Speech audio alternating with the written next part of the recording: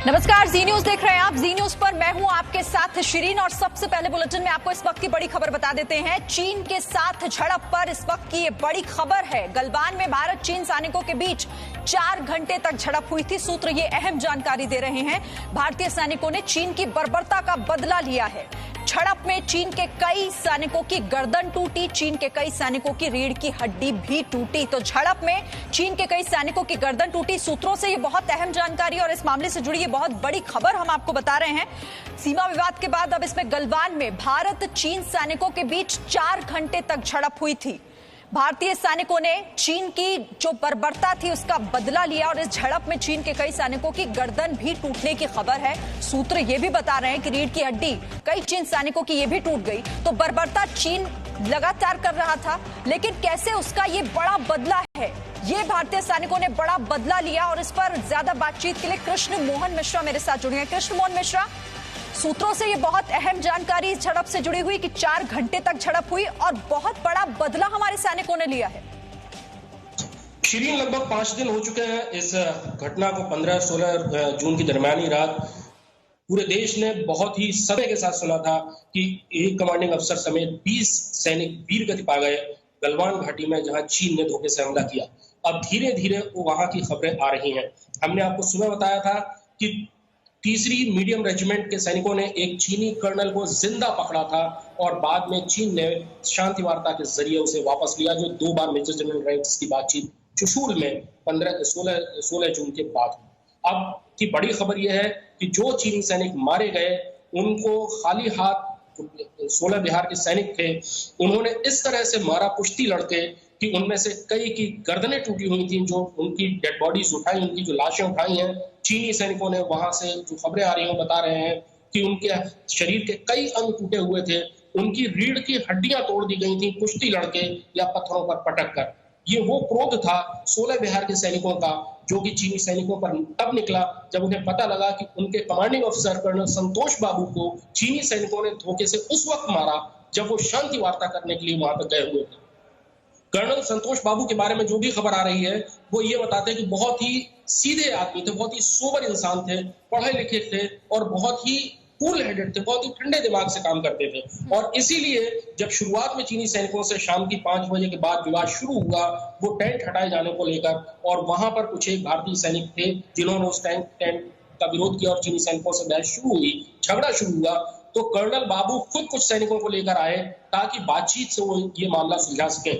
उन्हें बहुत अच्छे से पता था कि 6 जून को कोर कमांडर लेवल की बातचीत हो गई है और इसके बाद चीन के साथ एग्रीमेंट हो गया है कि दोनों ही सेनाएं अपना जो भी इंफ्रास्ट्रक्चर बनाया है उसे डिसमेंटल करेंगी विवादास्पद जगह पर और अपनी जगहों से पीछे हटेंगी। और इसी की निरीक्षण के लिए कर्नल संतोष बाबू वहां पर गए थे। लेकिन चीनी सैनिकों ने जब उन्हें धोखे से मार डाला और इस बात की खबर जब बटालियन को लगी और बटालियन के साथ साथ आसपास तैनात दूसरी जो टुकड़ियां जो फोर्सेस थी उनको लगी, जिनमें 3री पंजाब थी, जिनमें 3री फील्ड रेजिमेंट थी, जिसमें 81 मीडियम रेजिमेंट थी आर्टिलरी की, तो उन जवानों के गुस्से का कोई पारावार नहीं रहा।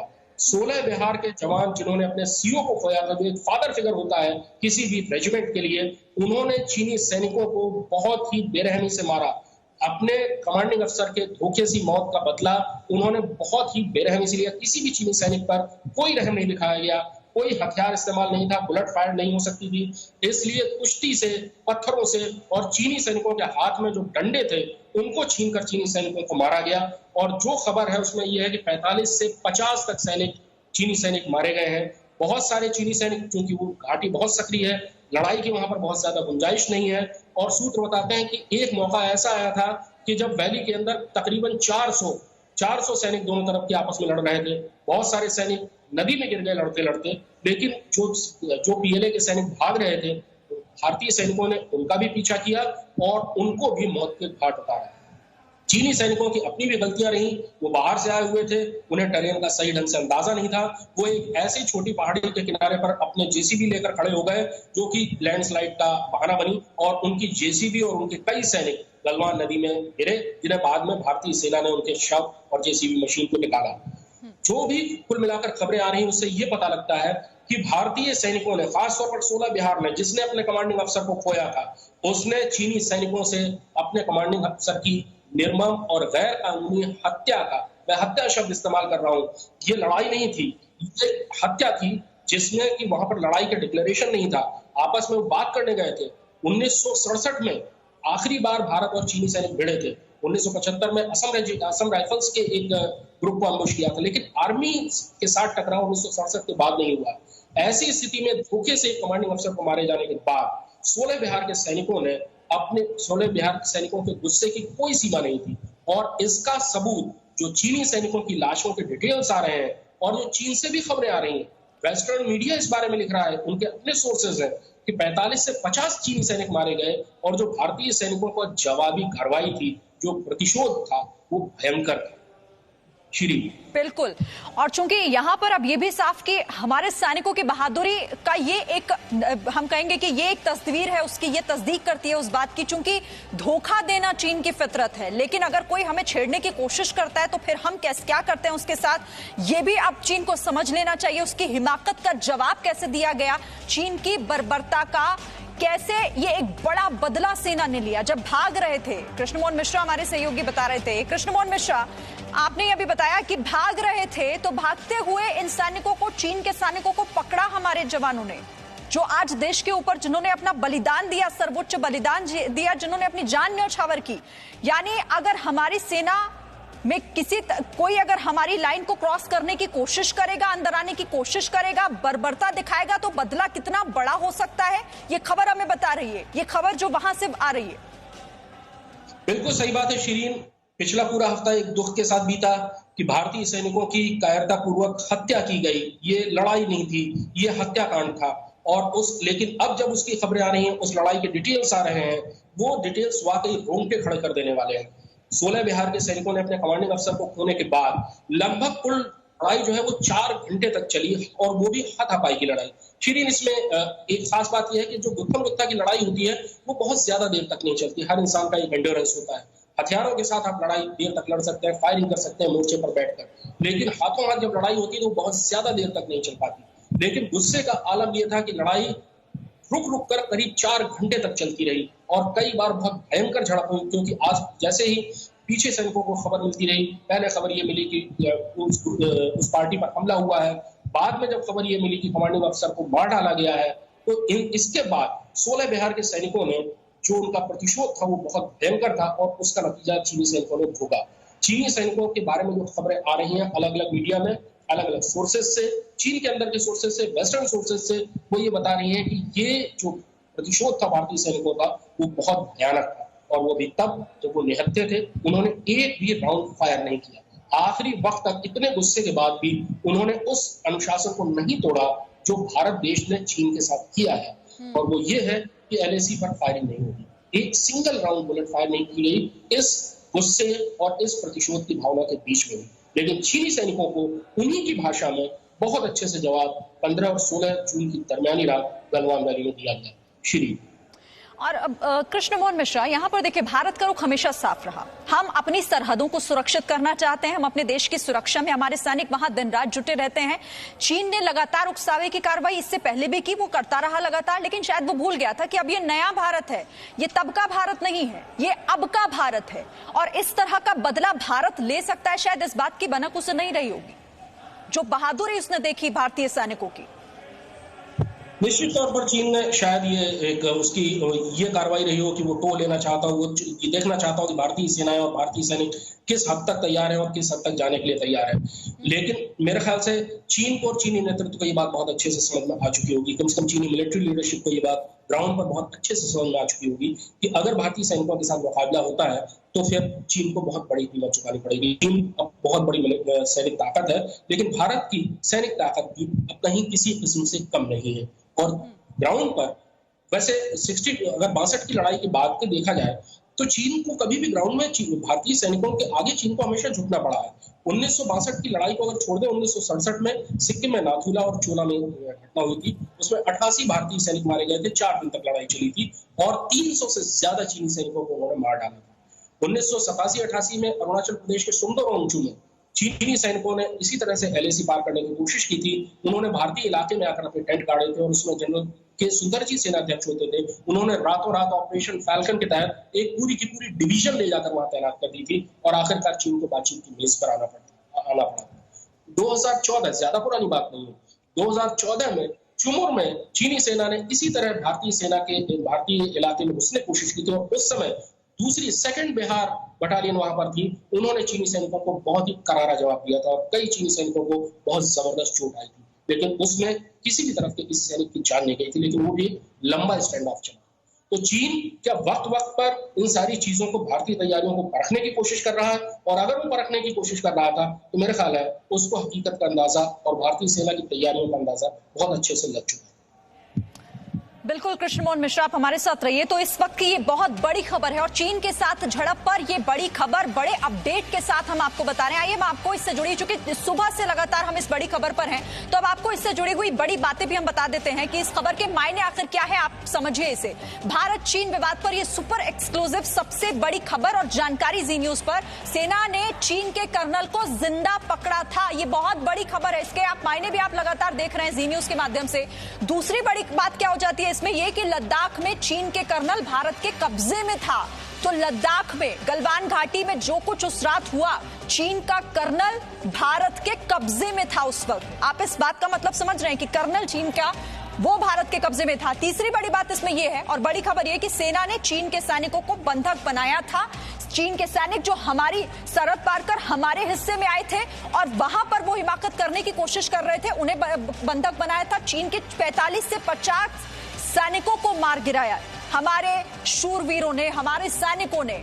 और 45 से 50 की संख्या उन सैनिकों की थी जो चीन के थे और उन्हें मार गिराया है। भारतीय सेना ने चीन का अतिक्रमण रोका, क्योंकि चीन अतिक्रमण कैसे यहां पर उकसाने वाले काम लगातार वो करता है, ये आप भी जानते हैं। तो उस पर रोक हमारे सैनिकों ने लगाई।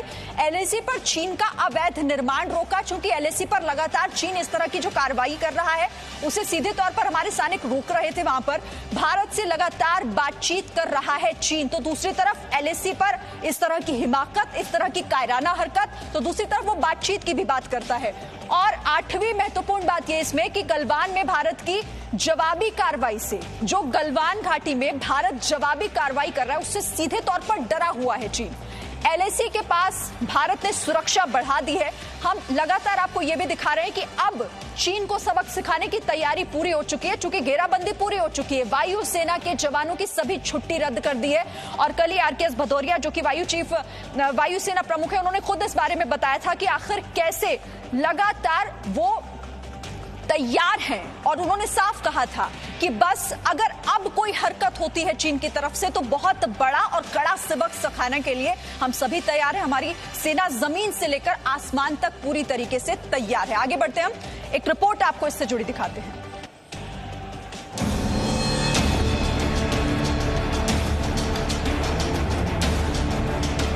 सीमा विवाद पर आपने ट्रेलर देखा,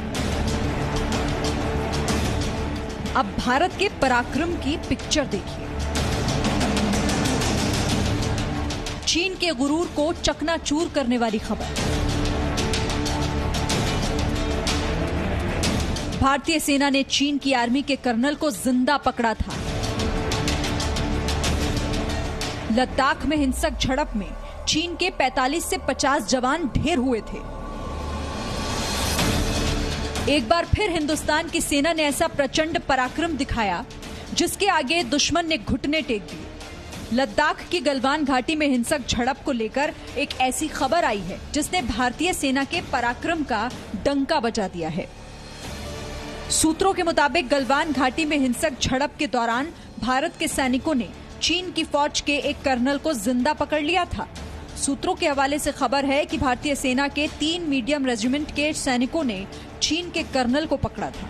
दूसरी बड़ी खबर यह है कि हिंसक झड़प में चीन के 45 से 50 सैनिक मारे गए थे।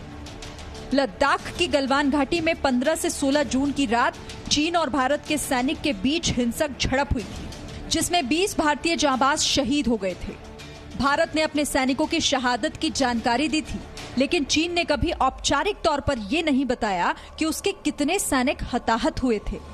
अब तक मीडिया रिपोर्ट्स के मुताबिक चीन के 43 सैनिक गलवान घाटी में घायल हुए या फिर मारे गए, लेकिन अब सूत्रों के हवाले से खबर है कि हिंसक झड़प में चीन के 45 से 50 फौजी भारतीय सेना के हाथों मारे गए।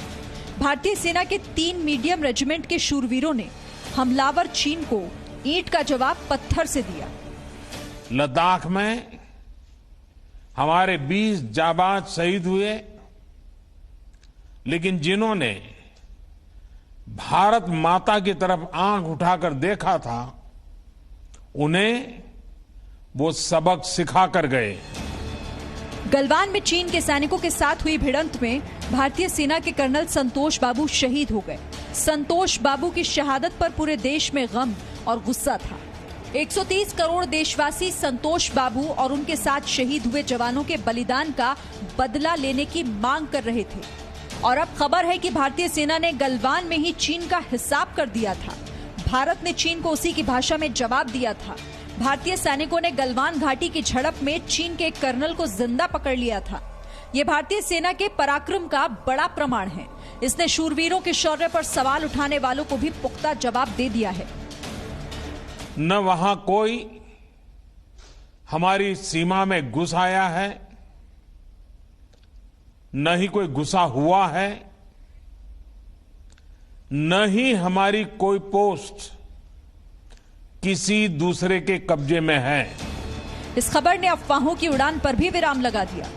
अब तक ये अफवाह थी कि भारतीय सैनिक चीन के कब्जे में थे, लेकिन अब खुलासा हुआ है कि चीन का कर्नल ही भारतीय सैनिकों की गिरफ्त में था। फिलहाल इस खबर की आधिकारिक पुष्टि नहीं हुई, लेकिन इससे एक संदेश तो साफ है कि ये नया हिंदुस्तान है जो अपने दुश्मन को सबक सिखाने की हिम्मत भी रखता है और ताकत भी। ब्यूरो रिपोर्ट, जी मीडिया। तो चीन को हमारे सैनिकों ने, हमारे जवानों ने, हमारे शूरवीरों ने उसी रात सबक सिखा दिया था जिस रात चीन ने हिमाकत करने की कोशिश की थी। क्या हुआ, क्या हश्र उनका हुआ वहां पर, ये जी न्यूज पर लगातार आप देख रहे हैं। एक छोटा सा ब्रेक, लौटते हैं फौरन।